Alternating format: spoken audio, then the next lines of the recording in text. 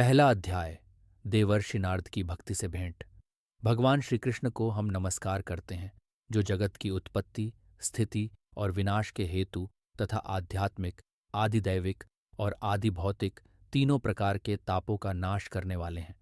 जिस समय श्री सुखदेव जी का यज्ञोपवीत संस्कार भी नहीं हुआ था तथा लौकिक वैदिक कर्मों के अनुष्ठान का अवसर भी नहीं आया था, तभी उन्हें अकेले ही संन्यास लेने के लिए घर से जाते देखकर उनके पिता व्यास जी विरह से कातर होकर पुकारने लगे, बेटा, बेटा, तुम कहाँ जा रहे हो? उस समय वृक्षों ने तन्मय होने के कारण श्री सुखदेव जी की ओर से उत्तर दिया था, ऐसे सर्वभूत हृदय स्वरूप श्री सुखदेव मुनि को मैं नमस्कार करता हूँ।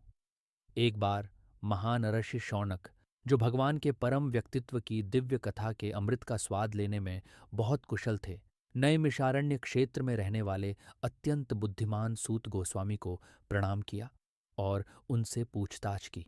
शौनक जी बोले, सूत जी, आपका ज्ञान अज्ञानांधकार को नष्ट करने के लिए करोड़ों सूर्यों के समान है। आप हमारे कानों के लिए रसायन अमृत स्वरूप सारगर्भित कथा कहिए। भक्ति, ज्ञान और वैराग्य से प्राप्त होने वाले महान विवेक की वृद्धि किस प्रकार होती है तथा वैष्णव लोग किस तरह इस माया मोह से अपना पीछा छुड़ाते हैं। इस घोर कली काल में जीव प्रायः आसुरी स्वभाव के हो गए हैं। विविध क्लेशों से आक्रांत इन जीवों को शुद्ध दैवी शक्ति संपन्न बनाने का सर्वश्रेष्ठ उपाय क्या है? सूत जी, आप हमें कोई ऐसा शाश्वत साधन बताइए जो सबसे अधिक कल्याणकारी तथा पवित्र करने वालों में भी पवित्र हो तथा जो भगवान श्री कृष्ण की प्राप्ति करा दे। चिंतामणि केवल लौकिक सुख दे सकती है और कल्प वृक्ष अधिक से अधिक स्वर्गीय संपत्ति दे सकता है, परंतु गुरुदेव प्रसन्न होकर भगवान का योग्य दुर्लभ नित्य वैकुंठ धाम दे देते हैं।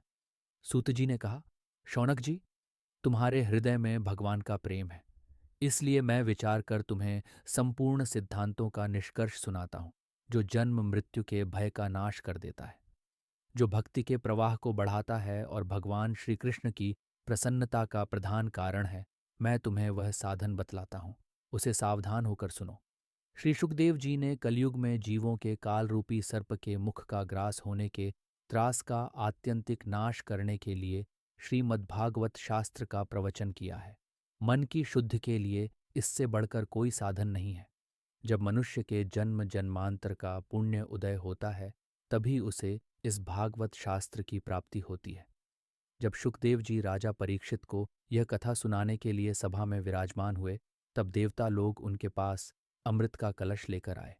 देवता अपना काम बनाने में बड़े कुशल होते हैं, अतः यहाँ भी सबने सुखदेव मुनि को नमस्कार करके कहा, आप यह अमृत लेकर बदले में हमें कथामृत का दान दीजिए।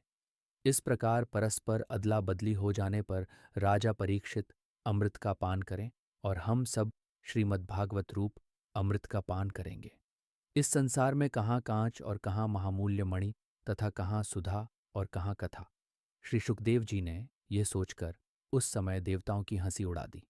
उन्हें भक्ति शून्य, कथा का अनधिकारी जानकर कथामृत का दान नहीं किया। इस प्रकार यह श्रीमद्भागवत की कथा देवताओं को भी दुर्लभ है। पूर्व काल में श्रीमद्भागवत के श्रवण से ही राजा परीक्षित की मुक्ति देखकर ब्रह्मा जी को भी बड़ा आश्चर्य हुआ था। उन्होंने सत्यलोक में तराजू बांधकर सब साधनों को तौला।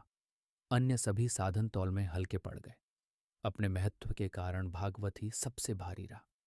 ये देखकर सभी आर्षियों को बड़ा विस्मय हुआ। उन्होंने कलयुग में इस भगवद रूप भागवत शास्त्र को ही पढ़ने सुनने से तत्काल मोक्ष देने वाला निश्चय किया। सप्ताह विधि से श्रवण करने पर यह निश्चय भक्ति प्रदान करता है। पूर्व काल में इसे दयापरायण सनकादि ने देवर्षि नारद को सुनाया था। यद्यपि देवर्षि ने पहले ब्रह्मा जी के मुख से इसे श्रवण कर लिया था, तथापि सप्ताह श्रवण की विधि तो उन्हें सनकादि ने ही बताई थी। शौनक जी ने पूछा, सांसारिक प्रपंच से मुक्त एवं विचरणशील नारद जी का सनकादि के साथ संयोग कहाँ हुआ और विधि विधान के श्रवण में उनकी प्रीति कैसे हुई? सूत जी ने कहा, अब मैं तुम्हें वह भक्तिपूर्ण कथानक सुनाता हूँ जो श्री सुखदेव जी ने मुझे अपना अनन्य शिष्य जानकर एकांत में सुनाया था। एक दिन विशालापुरी में वे चारों निर्मल आर्षि सत्संग के लिए आए। वहां उन्होंने नारद जी को देखा। सनकादि ने पूछा, ब्राह्मण, आपका मुख उदास क्यों हो रहा है? आप चिंतातुर कैसे हैं? इतनी जल्दी जल्दी आप कहाँ जा रहे हैं? और आपका आगमन कहाँ से हो रहा है? इस समय तो आप उस पुरुष के समान व्याकुल जान पड़ते हैं जिसका सारा धन लुट गया हो। आप जैसे आसक्ति रहित पुरुषों के लिए यह उचित नहीं है। इसका कारण बताइए। नारद जी ने कहा, मैं सर्वोत्तम लोक समझकर पृथ्वी में आया था। यहाँ पुष्कर, प्रयाग, काशी, गोदावरी, नासिक, हरिद्वार, कुरुक्षेत्र, श्रीरंग और सेतुबंध आदि कई तीर्थों में मैं इधर उधर विचरता रहा, किंतु मुझे कहीं भी मन को संतोष देने वाली शांति नहीं मिली। इस समय अधर्म के सहायक कली युग ने सारी पृथ्वी को पीड़ित कर रखा है। अब यहाँ सत्य, तप, शौच, बाहर भीतर की पवित्रता, दया, दान आदि कुछ भी नहीं है। बेचारे जीव केवल अपना पेट पालने में लगे हुए हैं। वे असत्यभाषी, आलसी, मंदबुद्धि, भाग्यहीन, उपद्रवग्रस्त हो गए हैं। जो साधु संत कहे जाते हैं वे पूरे पाखंडी हो गए हैं। देखने में तो वे विरक्त हैं, किंतु स्त्री धन आदि सभी का परिग्रह करते हैं। घरों में स्त्रियों का राज्य है। साले सलाहकार बने हुए हैं। लोभ से लोग कन्या विक्रय करते हैं और स्त्री पुरुषों में कलह मचा रहता है। महात्माओं के आश्रम, तीर्थ और नदियों पर यवनों, विधर्मियों का अधिकार हो गया है। उन दुष्टों ने बहुत से देवालय भी नष्ट कर दिए हैं। इस समय यहाँ न कोई योगी है, न सिद्ध है, न ज्ञानी है और न सत्कर्म करने वाला ही है। सारे साधन इस समय कलिरूप दावानल से जलकर भस्म हो गए। इस कलियुग में सभी देशवासी बाजारों में अन्न बेचने लगे हैं। ब्राह्मण लोग पैसा लेकर वेद पढ़ाते हैं और स्त्रियां वेश्यावृत्ति से निर्वाह करने लगी हैं।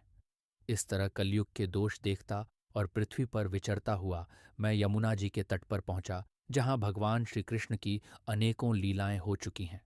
मुनिवरों, सुनिए। वहां मैंने एक बड़ा आश्चर्य देखा। वहां एक युवती स्त्री खिन्न मन से बैठी थी। उसके पास दो वृद्ध पुरुष अचेत अवस्था में पड़े जोर जोर से सांस ले रहे थे। वह तरुणी उनकी सेवा करती हुई कभी उन्हें चेत कराने का प्रयत्न करती और कभी उनके आगे रोने लगती थी। वह अपने शरीर के रक्षक परमात्मा को दशों दिशाओं में देख रही थी। उसके चारों ओर सैकड़ों स्त्रियां उसे पंखा झल रही थीं और बार बार समझाती जाती थीं। दूर से ये सब चरित देखकर मैं कुतूहलवश उसके पास चला गया। मुझे देखकर वह युवती खड़ी हो गई और बड़ी व्याकुल होकर कहने लगी। युवती बोली, अजी महात्मा जी, एक पल के लिए ठहर जाइए और मेरी चिंता को भी नष्ट कर दीजिए। आपका दर्शन तो संसार के सभी पापों को सर्वथा नष्ट कर देने वाला है। आपके वचनों से मेरे दुख की भी बहुत कुछ शांति हो जाएगी। मनुष्य का जब बड़ा भाग्य होता है तभी आपके दर्शन हुआ करते हैं। नारद जी कहते हैं, तब मैंने उस स्त्री से पूछा, देवी, तुम कौन हो? ये दोनों पुरुष तुम्हारे क्या होते हैं? और तुम्हारे पास ये कमल नयनी देवियां कौन हैं? तुम हमें विस्तार से अपने दुख का कारण बताओ। युवती ने कहा, मेरा नाम भक्ति है। ये ज्ञान और वैराग्य नामक मेरे पुत्र हैं। समय के फेर से ही ये ऐसे जर्जर हो गए हैं। ये देवियां गंगा जी आदि नदियां हैं। ये सब मेरी सेवा करने के लिए ही आई हैं। इस प्रकार साक्षात देवियों के द्वारा सेवित होने पर भी मुझे सुख शांति नहीं है। तपोधन, अब ध्यान देकर मेरा वृत्तांत सुनिए। मेरी कथा वैसे तो प्रसिद्ध है, फिर भी उसे सुनकर आप मुझे शांति प्रदान करें।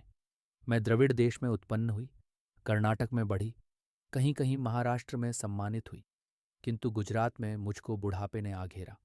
वहां घोर कलयुग के प्रभाव से पाखंडियों ने मुझे अंग भंग कर दिया। चिरकाल तक ये अवस्था रहने के कारण मैं अपने पुत्रों के साथ दुर्बल और निस्तेज हो गई।